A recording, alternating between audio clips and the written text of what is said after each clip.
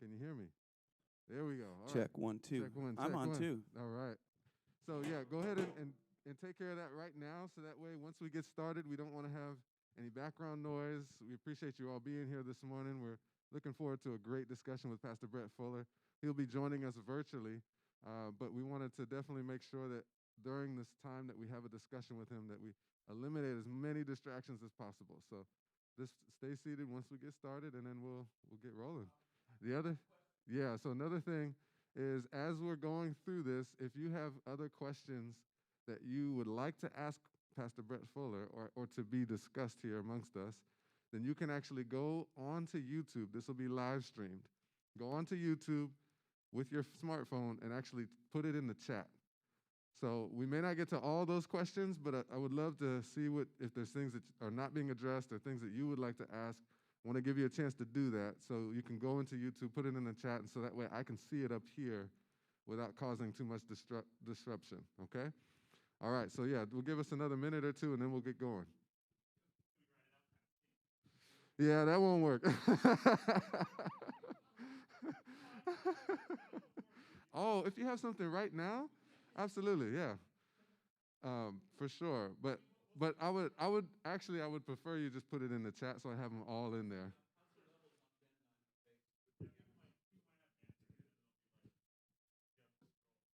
Oh yeah, yeah, that's okay.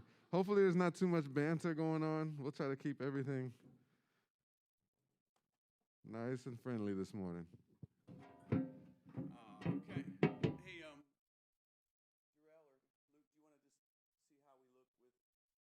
It's already good. Okay. All right. Thank you, everybody, for coming. Yeah. Thank you, everybody, for coming. Can Brett hear us right now? He can. Pastor Brett. What's up, buddy? Hello, my friend. How are you today? Good. Can you see us on one of the camera angles? I cannot. Okay, you will. Will he be able to see us at all? Okay, great. You're not going to be able to see us, but you'll be able to hear us. Great, that's fine. Great Hey, to be Pastor with you. Brett. Thank you for having me. Yeah, absolutely. Hey, Brett, have you met Pastor Ben Jones yet? I have not met him, only through email. All right. Okay. Well, we'll meet in person tomorrow. But I'm Forward to it. definitely glad to have you here as well. Thank One you, of your Pastor big Brett. fans, actually 2 of your big fans here between Ben and myself. So Yeah, absolutely. And I Yeah. guess, yeah. All right, we still got a few more people coming in. If you guys go ahead and take a seat. And I'll just say one last time. So once we get recording live, we ask that everybody just stay put where you are, eliminate distractions. Let's make sure any cell phones, turn them on silent. This would be a great time to check cell Yes. phones right now. Make sure we don't get any ringtones. all right. Yeah. Well, welcome to sunny California. Thank you. I think Yeah, it's you a must- pleasure, believe me. Yeah, you must have brought some of that cold weather with you, though. I don't Yeah. know. He brought I am that. shocked. I think Brett brought that hospitable DC weather with him when he came. Hospitable. That's never. Yeah, I've never heard anybody describe DC's weather as hospitable. But we are in a freeze right now where I live. It's cold, and it's cold here. I got up to work out this morning. The gym is closed in my hotel. In fact, all the gyms all over California are closed. So I just ran the stairs. Unfortunately, the stairs in my hotel have open vents to the outside. So it was 43 degrees running up and down these stairs. Bro, where are you? What town are you in where you're staying with your hotel? I'm in Burbank. I'm in the Marriott. Oh my gosh. Man, I just got up there last night. I've been with my sister the last 2 days. Okay, all right. I got you cuz I got a full gym in my garage. I mean, I got everything. I got pull up, I got stair climber, I got rower. You're my new best friend for the next 2 days. All right. All right. Jarrell, can you cue us when we're ready to go live? R- Oh, we are rolling. Okay. All right. All right. Hey, All you right. guys, Pastor Dave here. Ben is going to be facilitating this. I'm going to be tagging along, but Ben's actually leading this. He's the one that's kind of spearheaded this and done a lot of the legwork behind, so I'm turning it over to Ben. All right. Well, welcome everybody again. So glad for all of you able to join us here live, and anybody who's also joining us on our live stream or who's going to watch this later. Welcome to our discussion. So it's interesting. Pastor Brett Fuller was actually here almost a year ago, right after the events of George Floyd, interestingly enough. And so since that time, we've had some discussions here in our church related to the topic of race in America. And one of the things that we wanted to do here while we had him in town was get into a discussion here this morning specifically about leading in a white culture or cultural context as a black man or African American. And so ultimately what our hope and our goal is this morning is to really understand and peel back some of the layers of what it's like to lead in a context where you might be in the minority in that situation. And I think for some of us in this room, we know exactly what that feels like. And for those who maybe are not in that position, to know what it is for those that you may be working with or trying to make room or space for inside of your organization or wherever your context is of where you work or lead. And so that's what we're looking to do this morning. We've got a lot of good questions lined up here. And I want to encourage you, if you are here live, you can go onto the YouTube live stream right now. And if you have questions that come up along the way during our discussion that you want us to talk about or you want to ask specifically to Pastor Brett Fuller, feel free to put those in the chat. I will be perusing them, and then we'll get to what we can. But we're going to have some time after the discussion for that Q&A portion. Yeah, I want to take a moment and properly introduce. Yes, so we'll I go want ahead to give and a do that. California welcome Yes. to Pastor Brett because the weather did not welcome him that well, so I would like to be able to do it. And we'll have a couple times where you can actually applaud, and this would be one as I give an introduction. So can we give it up for Pastor Brett Fuller being with Come us on. today? We got a group of amazing folks here. Pastor Brett is the senior pastor of Grace Covenant Church in Chantilly, Virginia. I can't keep up with how many children he has. I know he's got at least 6, but him and Cynthia have been married for over 30. Whoa, 7. I All know right, that. all right. I know that, and I figured that. I just wanted to make sure he was alert today. So, but wonderful children, wonderful family, wonderful marriage. Him and Cynthia have been married for over 30, I think 35, 36 years. 34. Yeah. And so, and he is just, he's a church planter out of Grace Covenant. They've planted multiple churches, one of them right here in L.A. with Renew and with Pastor Dehan Lee. And he is also the chaplain of the newly renamed Washington football team and has been for many, many years. And he also sits on our international leadership team with Every Nation Churches, and he is the former North American director. He just retired from that responsibility. He's moved up to other things, and so for the last 8 years, he has been leading our North America region of Every Nation Churches, and so it is quite an honor to have Pastor Brett. And I just got to say this, Pastor Brett, I haven't had a chance to tell you, but I'm so glad that you got family here so that you can come over and visit on a regular basis. So we're going to look forward to having lots of good times together. Thank you. I always enjoy being with you. Hey, as we begin, Pastor Brett, I would love for you just to tell us a little bit more. I gave you an introduction, but anything else you'd like to add as far as, what you've been doing in the last at least 8 years or more with Every Nation in the context of what we're talking about today?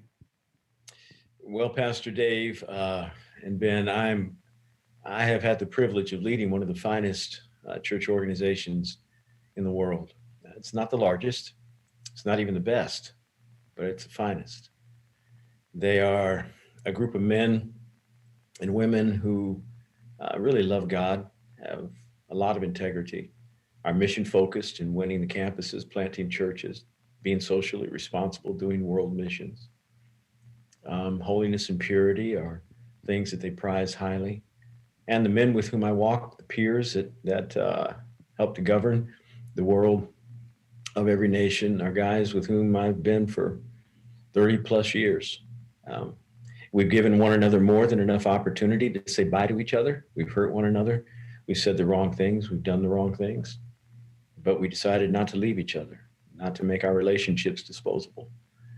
And as a result, we have forged some things that could not have been forged otherwise. We've seen God produce things in our lives that are really special, valuable, things you don't want to throw away, things you can build on. And that in tandem with me doing a local church. Chantilly, Virginia is right outside Washington, D.C. It's near Dulles Airport, so we're a suburb. In 1982, I came to Washington to help establish the church I now pastor.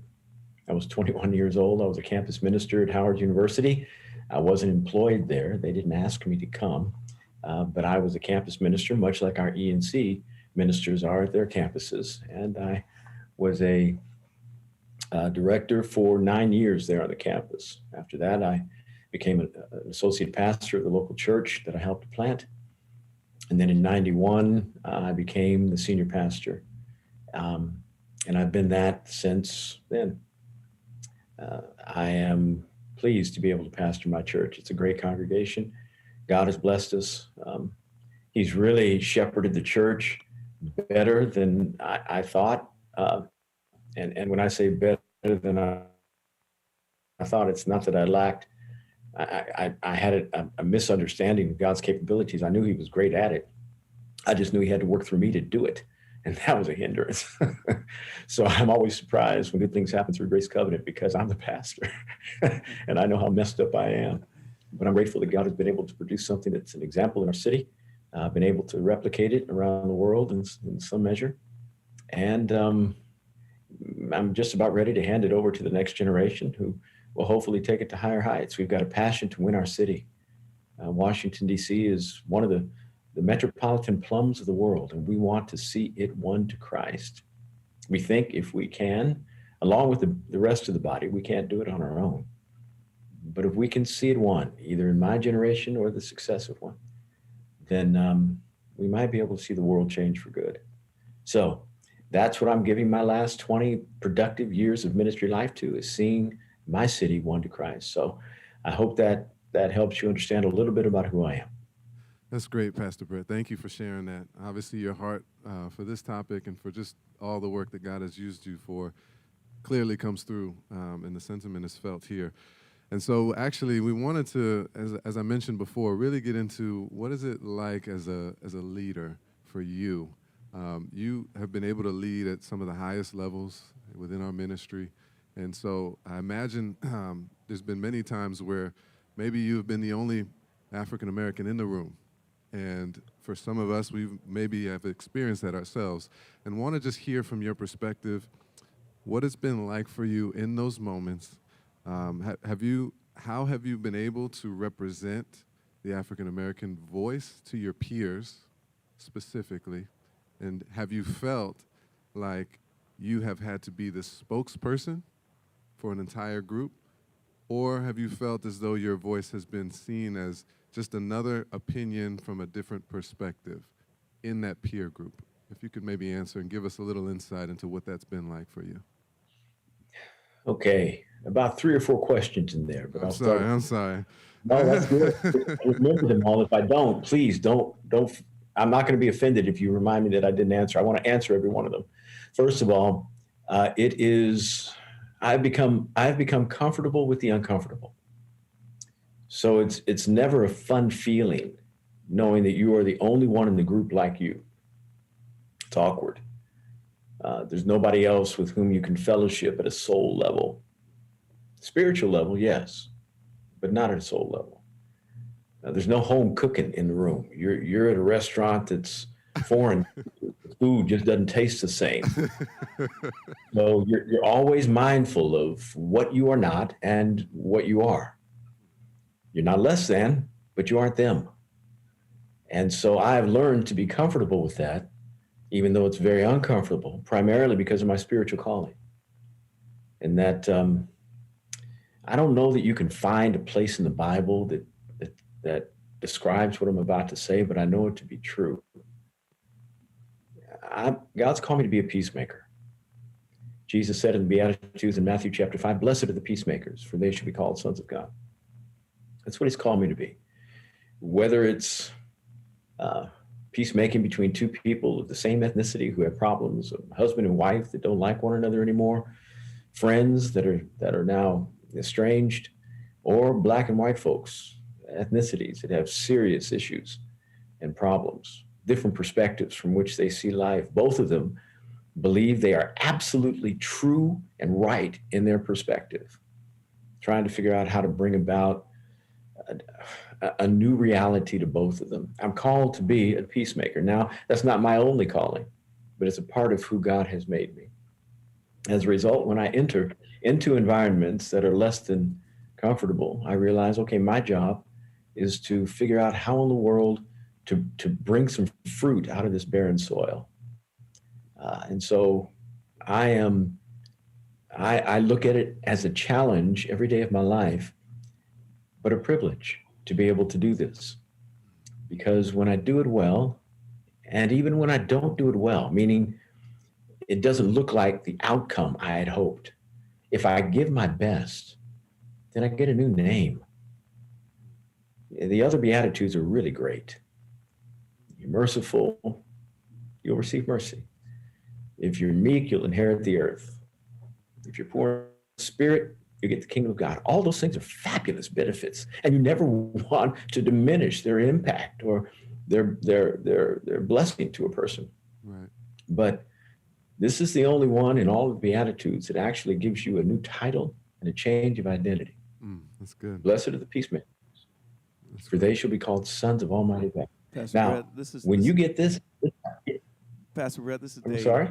I just wanted to ask you, I had to ask you this. This isn't in the notes, but you said I've become comfortable with being uncomfortable. How long did it take within a white culture and leading within every nation for you to kind of feel comfortable in your skin in that context? Yeah.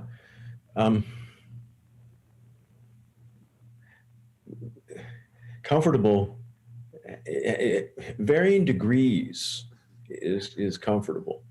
So I'm used to it, but I can't say that I enjoy it. There's never a time when my flesh just says, wow, this is going to be a lot of fun. I'm really going to get a lot out of this myself. Now, I'm always comfortable in my skin. I just don't like my skin being in uncomfortable environments. So I've learned to get used to it. I know how to be without compromising who I am. I know what to say, when to say it. I know how to say it. And if it's not received well, I know it's not my fault. That's great. I know what needs to happen in order to see substantive change occur so that the entire ministry can benefit. I understand these things, and I'm not trying to see change happen all in one day. Yeah, that's awesome. People don't respond to an onslaught, a tsunami of truth that requires them to change everything they do in a moment. They don't. And so, like God, in some measure, who does not give us he doesn't reveal to us all of our flaws. He doesn't share with us everything that's wrong with us at one time. I do what I can to try to pick out the significant moments where things need to change here. And as a result, I think our ministry has come through this moment of real tension sociologically better than any other. I've kept my kept my finger on the pulse of the Baptists. Not good. Presbyterians, not good. Right. Calvary Chapel, not good. Vineyard, pretty good. Vineyard, pretty good. Now, the reason the Vineyard's come through pretty good, even though it's been painful, is because their senior pastors of their largest churches actually came to my church in May of 2019 for a seminar for us to put it on about what multi-ethnic worship looks like and how you bring diversity to your church. And we spent all day teaching them, from my children's ministers to the youth minister to the worship and song to the pastoral staff to the administrative staff to our outreach focus to our church planting efforts. Everything we do, we went through with a fine-tooth comb to help them understand what it looks like. And so they went through pretty well. But I cannot find a ministry on the earth in North America that went through this ethnic diversity better than every nation. Wow, that's a powerful That's quite a statement. statement.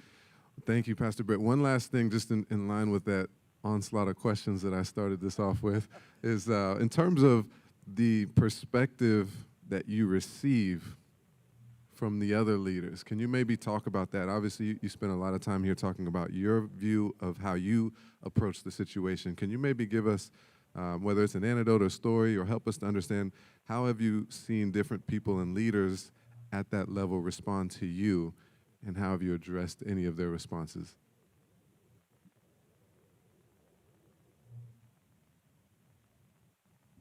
Pastor Brett. Yeah, beautifully. The good thing is that because we walked together. Hello? Yeah, we got you. Sorry, we had a quick lag here. You got me now? Yep, we can hear you. Okay. The beautiful thing about walking with people for a very, very long time is that you are able to deal with things as you walk. And so Pastor Steve Murrell, Rice Brooks, Pastor Ron Lewis, Pastor Kevin York, Phil Bonasso, these men, Jim LaFoon, these men have understood the problems in our country and have done all they possibly could to try to be sensitive to the environment in which they live, which is not monoethnic. Pastor Rice and I have been walking together in this environment intentionally for 30 years, doing what we can to address the issues, building in much of the same with much of the same architecture, so that our congregations look like our community, Black, white, Asian, Latino. We find ourselves in moments like we are now, as created, unfortunately, by the events of last year. We find ourselves intentionally saying, now, what do I say and what don't say? What don't I say? Please help me, Brett. I don't want to say the wrong thing here. And everybody was calling me to say what needs to be communicated. How do I deal with my church? I'm a white guy talking to a whole bunch of Black people who are in my church that are mad, disappointed, angry, and are looking for the proper response. Pastor Brett, tell me what to say. I said, well, I can't tell you what to say. I can tell you what not to say. And you don't try to relate to your Black folks with all of your sociological identification moments, unless you have been fully in with both feet serving in the African American community. If you're a professor at Tennessee State University at an HBCU, if you serve downtown at a soup kitchen in the hood, if you are in the projects trying to figure out how to do a Bible study, if you are in a predominantly Black suburban neighborhood at a high school and you are doing after school programs, you have a voice. You have the right to say something. But if you don't say anything that somehow makes you feel like you are more identifying with the African American community, when people realize there's no substance there. And please do not use terms like some of my best friends are Black. That does nothing for me or them. Why? Because they might be tolerating you just like I am. You have no idea why that Black person is your friend. Now, you may consider them your friend, but they may not consider you their friend at the level at which you consider them your friend. So it brings you no credibility to the African American community when you say that. Stop it. So what you need to say is this: I'm sorry for the pain that you feel. I really am. I don't want to be a part of it. I want to help. And I'm sorry that people who look like me have caused pain to people who look like you. I definitely don't want to identify with that. I don't understand everything. I'm not going to even act like I do. I don't, but I want to know. So could you please help me understand? Educate me. So that's where we started with my relationships and my peers who are governing every nation. And all of them swallowed hook, line, and sinker. And for that, I'm grateful. No resistance at all. None. Now, did they make some mistakes? Yeah. But those are mistakes I can live with. Hey, Pastor Brett. Yeah. That is wonderful. And I know that hurts a little bit. You know, some of what you're saying is obviously it's been born out of years of experience dealing with diverse leaders in outside of every nation. Thank you so much. I want to ask specifically with Every Nation, and I've never asked you this, and we've known each other for over 30 years too, but this is fun because Pastor Ben, in opening up this whole issue, it's caused me to think, and I'm going to ask you for the first time, how have you been a champion and an encourager for greater African American representation at the highest levels of leadership within Every Nation? On a couple of levels. One, if you look at the senior pastors who are in our movement in North America, we have about 26% of our churches are pastored by African Americans. Now, we're a predominantly white movement, but 26% of our churches are pastored by African Americans, and we only make up, depending upon your stats and what you're looking at, between 9 and 12% of the population. So I am a major proponent at training young African American men and women for the purpose of ministry, that they might be leaders someday. Been doing that since I got here, and it's paid off for that, and I'm grateful for that. Yeah, I want to say thank you. Second, Yes, thank you so much for doing that, because it's something that I as well am very proud of about our ministry. Let me ask you, just within that question, I got one other one, and you know where I'm heading to. Can you address this issue of equity versus meritocracy that you see kind of happening in our culture? Because I know, I've known you, and I know that you're not going to just throw someone up on stage or give them a mic just because they're a certain skin color. For you, it is about character. It is about development. But explain how you've kind of walked this tightrope of the meritocracy, you know, you've earned this place versus just equity. well, that question kind of is a follow-up to the other, in that because we have spent time training young African American women and men who can now be leaders in our movement, I don't have to look far, and I don't have to sacrifice competency, character, or commissioning in order to find the right person. So I've never gone by quotas, ever. But I am sensitive to the issues of equity, very. But in my congregation, whereby there is a level playing field, and in Every Nation where there is a level playing field, it doesn't play into the idea of quotas, doesn't play into the selection process, because there are more than enough people that have been trained well who are African American that I can choose from. I don't have to say, well, you know, we aren't represented enough there, so this person here, they may not have this, they probably don't have that, but we need, because we got to window dress this thing right, we need to put them in that spot. Never has that been a conversation, ever. But there has been a conversation of okay, we've got Black folks, white folks, Latinos, all of them are very, very competent. Who's called, number one? And number two, what can we do to make sure that we are intentionally putting forward the idea of what diversity looks like to the church, to the ministry, much like Jacob did when he brought his sheep down to the watering hole, had striped and spotted and speckled and branches that didn't look normal. And when the sheep looked at them, they mated. And then as a result of mating, they produced what they saw. So we are presenting on a regular basis from up front things that don't look like what people see every day when they come to the watering hole of Grace Covenant, when they come to the watering hole of Every Nation. There are things that they don't see every day on stage. And when they go back into their homes, and their communities and their workplaces, they then can reproduce things that they naturally would not.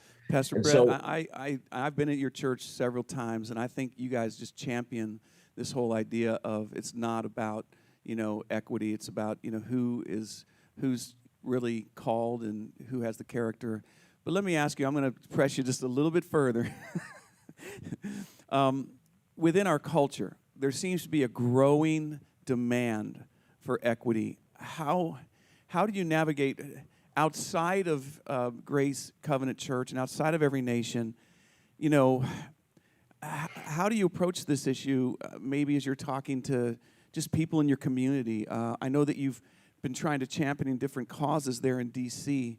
How do you go about this one outside of just what you what you lead and what you maybe control? Sure. Well, see, in my environment, I can control the atmosphere, and so Right. every with everything being equal, it gives everybody an opportunity to rise to their own level, their own calling. When a society doesn't allow people to do that because of inequities, then there have to be some remedies to the inequities in order for people to be trained and receive the same benefits so that they can now be judged in a way that allows them to be evaluated on their merits. But we're not there in our society. We're not even close. And so we have to go back and try to figure out, how do we repair what was broken in order to produce an equitable society that then allows us to judge the placement on the basis of merit. Until we get there, then we have to say, okay, fixing the equity side has to have some intentional imbalance to the people who already are favored, to those who have the resources, utilizing those to benefit those who have not. Yep. And we're not talking about those who have not as those who didn't work hard to try to get it. We're talking about those who have not because somebody took it from them. A wrong was done. I agree so much. And this is a hard issue coming, as a white person.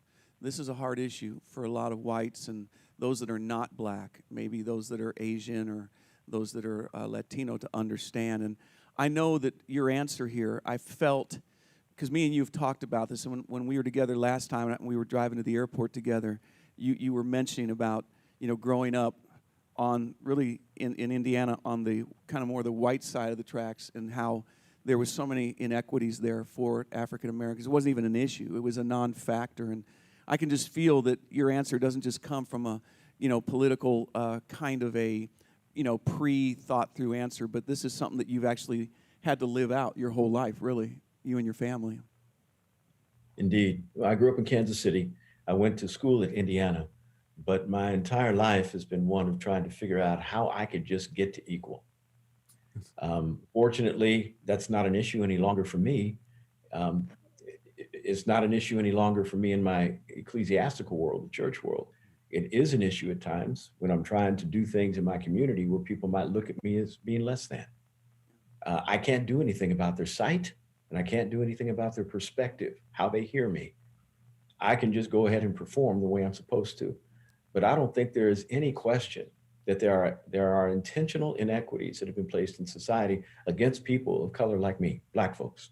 That's great. Now, are they as prevalent as they used to be? No. Can we say that racism is every place? No. Can we find racism as it's codified in policy manuals or in law? Boy, you'd be really hard pressed in America to find that. Any place you find it, somebody's going to sue in a hurry. So it's not so much that you can look at something that is in black and white, saying you can't live in this neighborhood and you can't go to this school and you can't have this job because you're black. That generally doesn't exist in America, but there is a culture created by the people who are in power that allow for things unspoken to be felt and things to be done against people of color without there being a rule that says they can do it. Now, as a result, it's hard to fix that. You can't go to the court and say, well, there seems to be a culture that is against people like me. Where's your proof? You don't seem to have the same educational achievements as this other person. Therefore, they got the job and you didn't. Yeah, but you don't know how I felt about this. My point is, how do you deal with culture that is going in the wrong direction of equity when there are already laws on the books? How do you deal with that? It's very, very hard. But the fact that it is there is undeniable. And so we need to at least address that issue in our culture, meaning the sociological framework of our nation, and say, wherever we feel it, wherever we sense it to be so, a network of people that are entrenched in their own idea about what progress looks like for people who are like them, wherever we see that, we've got to at least, as spiritual folks, and this is where I'm getting into the spiritual side now, preach the gospel. Because I can't change a person's heart with the law. Can't do it. Laws are already there. How are we going to fix this thing? That's great. I got to get inside somebody's soul with the gospel of Jesus Christ, help them understand I am just as equal as they are before God, and thus need the same opportunities on the basis of who I am and looking at what has been done against me. I might even need to be given more opportunities. And I'll stop with this and let the questions go on. There are a whole lot of people that are being let out of prison now because they were detained for crimes they did not commit. It's a big movement around America, and I'm happy about that.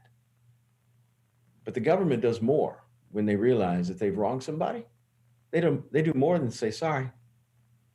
Now, they can't do a whole lot more, but they do feel responsible to try to help this person back on his feet. They give them sociological remedies, financial remedies, social services, does everything they possibly can to try to help them reintegrate into society.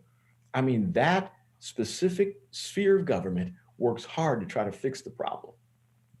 I don't think it should be any different for those who have been held back intentionally from opportunities that could have been theirs. That's great.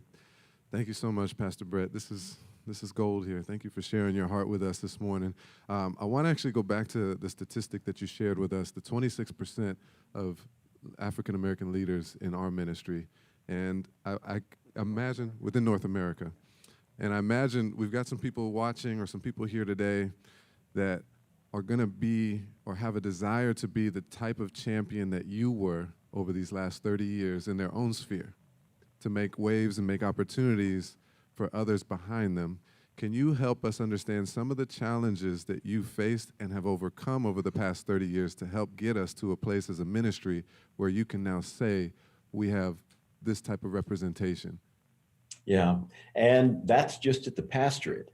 It's much larger in the campus ministry environment, which is phenomenal. I don't even, the campus ministry, the ENC conference we have that's hosted in my church in Chantilly every February, when we used to be able to meet in person, was, it was at least 38%. We tried to count, it's hard, but 38% African American. So out of the 700 kids that were there, 300 of them were Black. And I'm just scratching my head thinking, where are y'all coming from? Because we don't reach out to a whole lot of HBCUs. Where are you coming from? And the Lord has done something in our ministry that's really special. And I have intentionally said to the leadership of this house, meaning the Every Nation world, that reaching out to all people groups is important. But there is something about the African American community that will yield you greater benefits if you go reach them. I don't know why it's the case, but you go to an HBCU, and if you start a ministry there as an ENC director, probably if you're pretty good, you'll have 30 folks, 40 folks in a meeting on a regular basis annually. But there's only 1,000 kids there. And so you've literally got 3% of the population of the school in your Bible study. But if you got 40 folks at Indiana University, which is 28,000 kids, you're feeling good too. My point is that there is something that I think God has placed within the heart of the African American community that is not there as a result of genetics. We are all sons and daughters of Adam, and we have the same bent to do wrong. It is there because the struggle that we had just to prove that we were human and worthy of respect was so integrated within the gospel throughout slavery, and our cry for freedom and our cry for the sense of value, so integrated that we passed it down from one generation to another, to another, to another. And there's a sense that the African American might be a little bit more sensitive to God than the average person out there, simply because it's inherited through culture. Thus, we have a greater concentration. Now, that does not mean that if you win people who are African American, they're actually going to come into your world and want to stay, because it's predominantly white, which means you've got to create a culture that is welcoming diversity and accommodating people who aren't a part of the dominant culture. Which that's great. means you got to have sit-down conversations with them and say, how you feeling? I know we're white. I know this isn't the music you're listening to. I know we do guitars, acoustic guitars on Sunday morning. That generally isn't what you where your MP, that's not your playlist. I get it. So Like how can we produce an environment that make you feel comfortable to come and to bring your friends? And so these are the kinds of conversations that I have with pastors, and the kind of training that we perform in order for pastors to produce an environment that is not just diverse, but unified. And unity doesn't obviously mean uniformity. It's not sameness. It is recognizing somebody else's value on the basis of them being different and incorporating that into your world, them adding value to you and you adding value to them. And then the body of Christ grows. It does not mean that any dominant culture should have the say in how the worship service goes, whether it's an African-American pastor who's trying to figure out how in the world to get white folks in his church. And I've had those come to me and say, how in the world do you get white people to stay in your church? That's just amazing. Or whether it's a white pastor trying to figure out how to get African-American. It's not that the dominant culture gets to say what they want. It's that the dominant culture realizes we do not want to dominate. We want to incorporate. And as a result, it makes the minority cultures feel much more included. Wow, it's beautiful. That's great, Pastor Brett. One kind of follow-up to that, and I want to just speak specifically in light of the context. I have a lot of friends, Christian friends, who honestly the past 4 years have been quite difficult on them in terms of their faith. And a lot of it has come from some of the things that have been said publicly by Christian leaders, just in terms of the presidency is what I'm referring to. And so I would love to hear your thoughts on, you're talking about creating this environment that's inclusive, that addresses some of the cultural elements that maybe younger people may not be comfortable with normally. How have you seen, first of all, this impact? Because I've seen people leave the church over who was elected the president. And obviously that's a tragic thing that is happening, where people's faith is being challenged just by the political landscape. But it's a reality that we face today, and especially I've seen it hit the hardest within the young African Americans.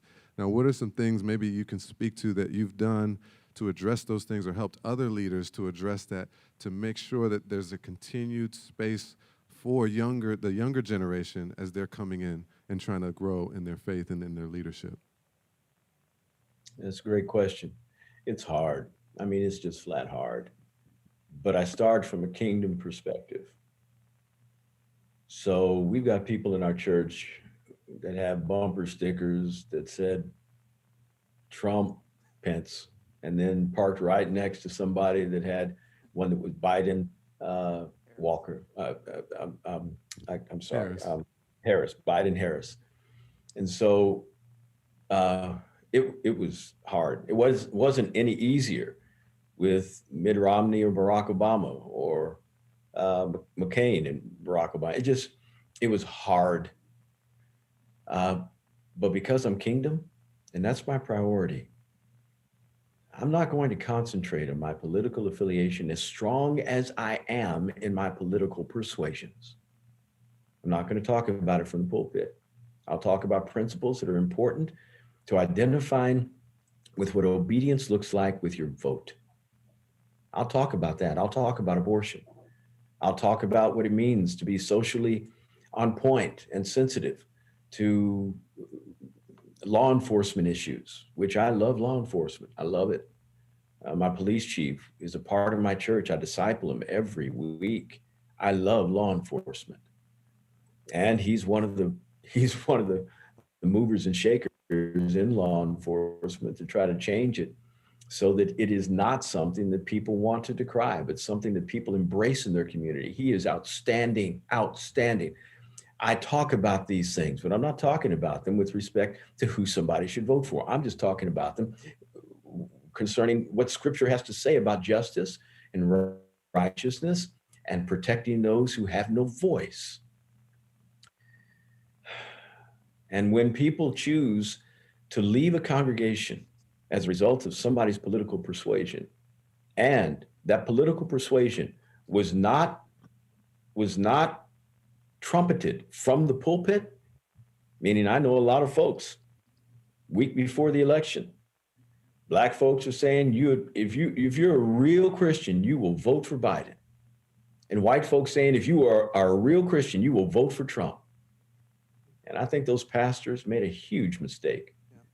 one that's going to cost them probably a whole lot more down the road, because things that you say publicly never go away now. They never go away. And as a result, they lost people. Black folks who were in white churches left, white folks who were in black churches left. That's hard, and that's the leader's fault. Now, we have done a whole lot of work to try to monitor our speech, and everybody on my staff who holds a microphone, I let them know, stay away from that issue. You don't talk about that. Yes. You can talk about things that are sin, but you're not going to bring your political persuasion into the pulpit. Do you understand me? If you do, you won't have a mic anymore. Now, if somebody in the congregation doesn't feel like we are speaking to what they believe is most important in terms of people's vote, because that happens too. Emails flow. So many. Pastor, you need to talk about this. This is who we need to vote for. I say, I'm sorry, I'm not doing that. If you want to find people who do that, I'm sure there are a lot around. We probably aren't for you, but this pastor is not going there with that. I'm kingdom. I am Bible focused, but Bible focused does not mean socially irrelevant or neglectful. I'm engaged, fully engaged. I was a part of the marches last summer, but we were a part of the marches differently than most. We looked at it as an evangelistic opportunity and a way to serve both sides, meaning the police officers who were protecting, as well as those who were marching. And whenever I got an opportunity, because the Black Lives Matter moment was very kind of grassroots, they always had leaders that were local that kind of organized and coordinated the march. I went to them and I said, listen, can I speak? And they said, well, who are you? I said, well, I'm pastor of this church. And see all those people? See those 70 folks out there with water and lunches? Those are the folks who are part of my church, and we want to serve you all well, but I would like to be able to say something to the people. So after somebody says whatever they say, I get up and I talk about how justice is important. But I don't ever stop at justice. I go all the way to reconciliation. Because if you stop at justice, you're missing out on the kingdom emphasis of why Jesus came.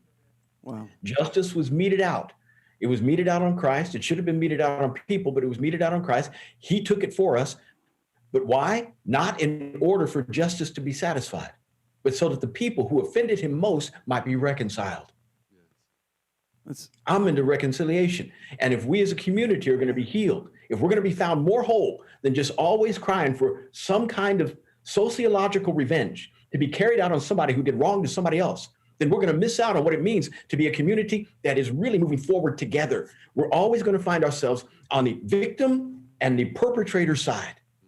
And we have to be bigger than that. And so reconciliation allows us the privilege of understanding the pain of the victim while we are compassionate to the person who is a perpetrator, and believing that even though they have to suffer for what they did wrong, they can be redeemed, and we can see healing between enemies, because that's what God does. He makes friends out of enemies. Love, at least biblically, always tries to bring itself to the furthest end of its tolerance by loving its enemies. That is we so work beautiful. so hard at that. Wow. Pastor Brett, that's just wonderful. I love that. You have a kingdom focus more than a political, bent focus. People always sense what's coming through as you're speaking and as you're living is more the kingdom and redemption and reconciliation than it is just about even a lot of the political issues and things surrounding that. Hey, one last specific question.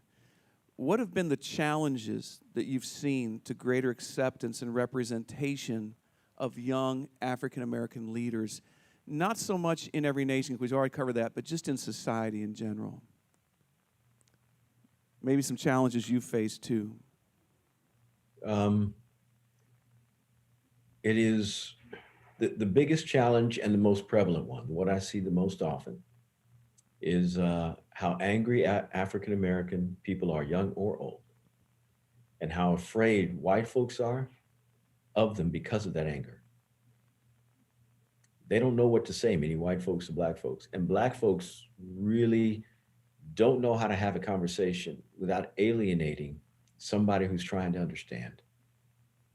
They know how to have a conversation with somebody who they know is opposing them. They can blast them. And they're not looking for reconciliation. They're just looking to make a point. But see, getting back to my statement earlier, let me say it like this. In moments where there is huge disagreement, either on perspective or what needs to be brought to bear as a remedy, I've decided to be a peacemaker and not a point maker. So I'm not trying just to be right. I'm trying to get the environment right. I'm trying to help us be right.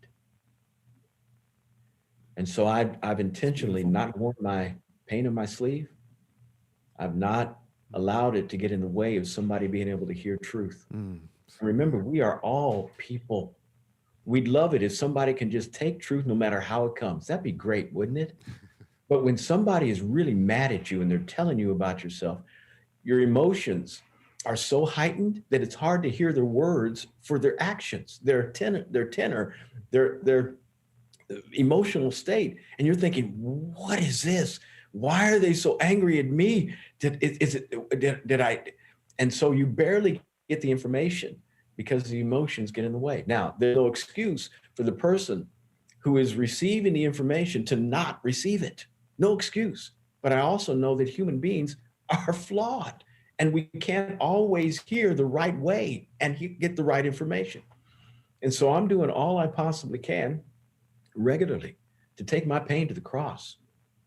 And simply because I'm not animated about something as somebody else is doesn't mean I don't care.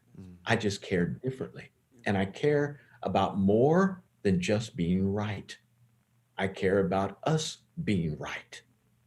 And when I can make a friend out of an enemy like that, when I can advocate for the cause of Christ without sacrificing the truth of what sociological repair looks like, I've won in a lot of different places. That's amazing. That's great. Thank you, Pastor Brett. Well, that's actually all the questions that we have up here. So we're going to go to our YouTube chat. Anybody who's viewing us online, this is your chance. Go ahead and type a question in. We'll probably just take 2 or 3 here at the end. But I have one already that's lined up that I'd like to present to you, Pastor Brett. We've got this from Edgar, and I'm going to kind of summarize. He's got a couple questions. But ultimately, when you're looking at developing leaders, specifically those who are traditionally underrepresented, what are some of the qualities or traits that you're looking for, and how do you specifically, intentionally develop them? What are some of the things you do to help them? I first look for character, and if they've got some, I try to develop more. So, and that's a supernatural effort. I mean, the character that needs to be wrought in somebody's life comes directly from the Holy Spirit. Paul talked about it in Galatians: love, joy, peace, patience, kindness, goodness. Those 9 things that are found there are all supernatural in their orientation. And the fruit of the Spirit only comes from the Spirit. So somebody's got to be spiritually on point in order to see that character developed. Secondly, I look at their calling. I try to see what is it that they've been placed on the planet for? How can they best benefit the most with their gift? Thirdly, I look at their gifting. How are they a good communicator? Are they a preacher? Do they have an evangelistic bent? Are they merciful? Are they administrative? And then I try to take that recipe of those 3 elements and take them and help hone them so that person can be whole in their orientation towards service. It takes time. It takes practice. It takes a whole lot of failure on their part, and the kind of failure that allows me to see it so I can evaluate.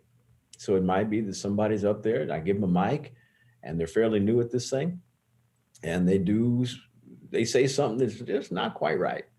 So I'll get down from the stage with them, say, listen, that was one of the best ways to say one of the worst things. You did a great job. I'm really proud of you. So happy that you had the courage to get up there and take a mic. But that's not right. So let's fix this, and we're going to get you back up there. So I work really, really hard at training leaders and not letting their last offense or mistake be the prison in which I see them for the rest of their days. Amazing. That's great. Restoration is always an important thing. And I've given myself to leadership development. That's what I do. That's my primary purpose now. And as a result, we have a number of African American leaders, Latino leaders, Asian leaders in my world, white leaders in my world who are got some really broad shoulders. And for that, I'm grateful. That's great. Thank you. We got another question here from Alex.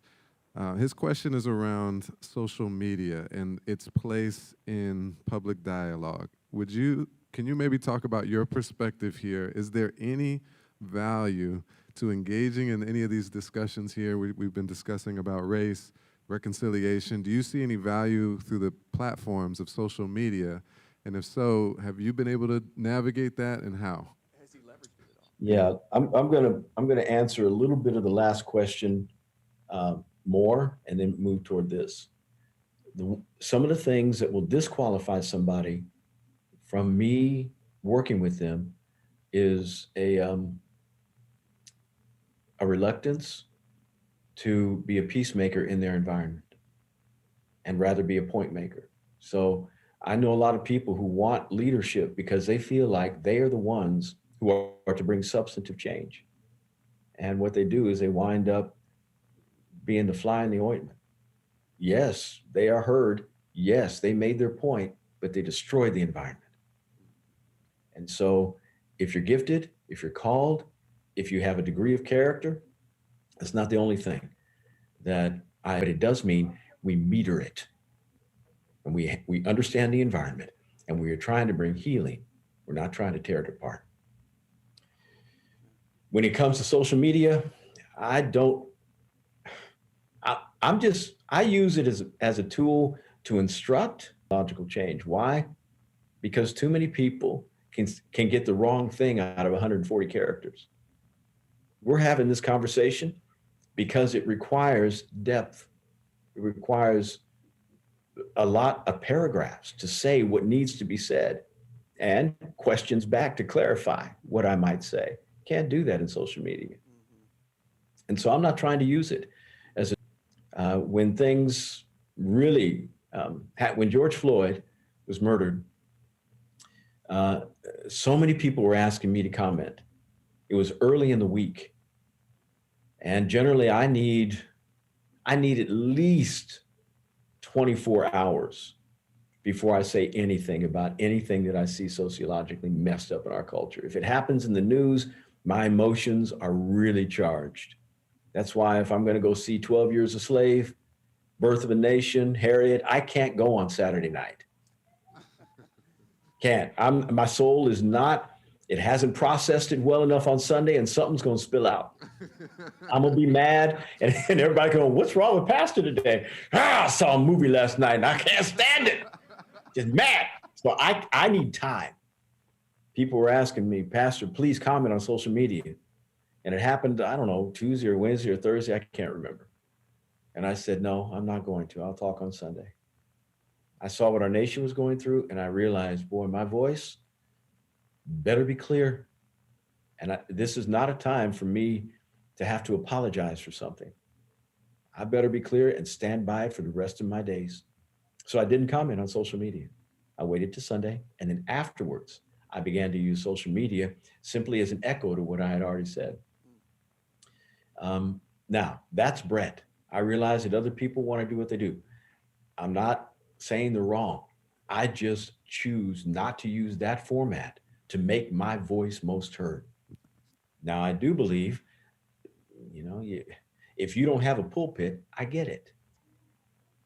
But there are other ways to communicate that allow your voice to be heard. Write well. Write. Don't just gram and tweet. Write. Do a blog that really explains your whole point of view. And before you post it, let somebody who has ears to hear begin to say, how this is going to be heard. Is that the way you want to be presented? That's right. Very good. Yeah, that's great. That's great, Pastor Brett. We have one final question, and then we're going to close this out for this morning. Would love to get your perspective on the kingdom perspective on the Black Lives Matter movement. All right. Yeah, I know that's a lot, but No. I'm fine with that. I'm going to come from a couple of perspectives and then land on kingdom. People who are mad at the Black Lives Matter movement, I get it. I've read them. I've read primarily because it's not, and as a spiritual leader, I've got to throw my weight behind things that are most biblical. So I can't support BLM, can't, but I can support the cause of meaning and believing that Black lives do matter. Those people out there who are mad about the movement for some reason, I say, okay, you don't like the movement. Okay, but when George Floyd was dying, or Aubrey, Ahmaud Arbery was being killed, I said, what organization did you establish to try to help Black folks? What'd you do? Please point me to the website you created. What 501c3 did you form? Oh, you did nothing? Nothing. But you say you care about people who look like me, but you're mad about this organization? Generally speaking, somebody's going to fill a void. These people did, and you're mad that they did. The only reason they did this is because they cared about people who were dying. Can you fault them for that? If you can, something's much deeper in being wrong with you than I can even imagine. So, secondly, you don't like the fact that they're marching. Well, most of the marches were peaceful, and there were some agitators in there, but you're always going to find that. Destruction of property is wrong. Violence is always wrong. These should be peaceful protests, and most of them were.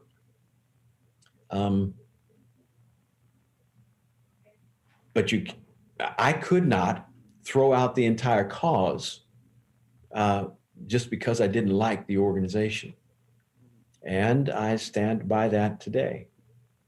It has become the primary group through which most Protestant voices are being heard.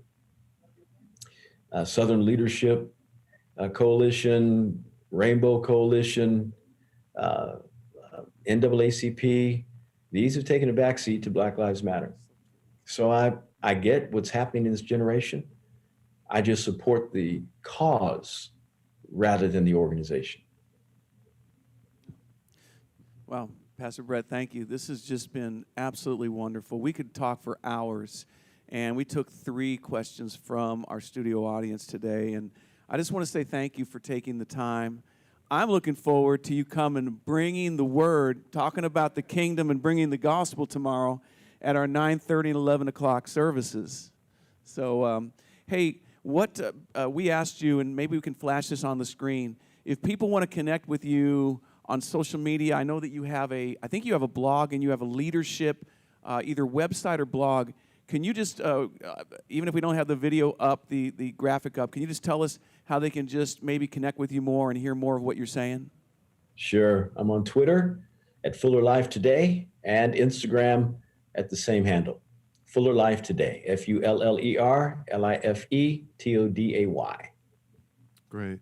Pastor Brett, again, we're so thankful for this conversation and for your time this morning. Would you mind just praying for us as a church? And just from your position, would love to just have you pray over all of us who heard you this morning and our ministry as a whole. Father in heaven, I'm asking for your grace that you would empower this congregation to be an agent of change in the community, that they would be an example of what it feels like to build multi-ethnically, that you would bless them with increased numbers in this way, and that you would draw the community to them as their architecture becomes the standard for how people ought to relate in the workplace, in school, in athletics, in the arts, in business, every place. We're asking you for your grace on Pastor Dave and Pastor Ben as they move forward in producing something that really looks a whole lot like heaven. Have your way with them in Jesus' name. Amen. Amen. Amen. Thank you again. Well, thank you everyone for joining us this morning. Can we give Pastor Brett a round of applause? Let's give Pastor Brett a round of applause. So in case For those of you that maybe this is the first time you're joining a discussion like this with us, we're going to continue to have discussions, Pastor Dave and I, about different topics, not just about race, but different issues that are happening in our culture right now. So we're going to have that content available to you. This video will go up on our YouTube page. And so we encourage you to continue to meet and join us as we continue these dialogues. And hopefully, like Pastor Brett just prayed, that we would all be a better representation of heaven here on earth. So thank you for joining us this Pastor morning. Brett, we'll see you Pastor tomorrow. Brett, we'll see you tomorrow. Okay. And don't forget, join us 9:30 and 11 tomorrow, and we'll see you then.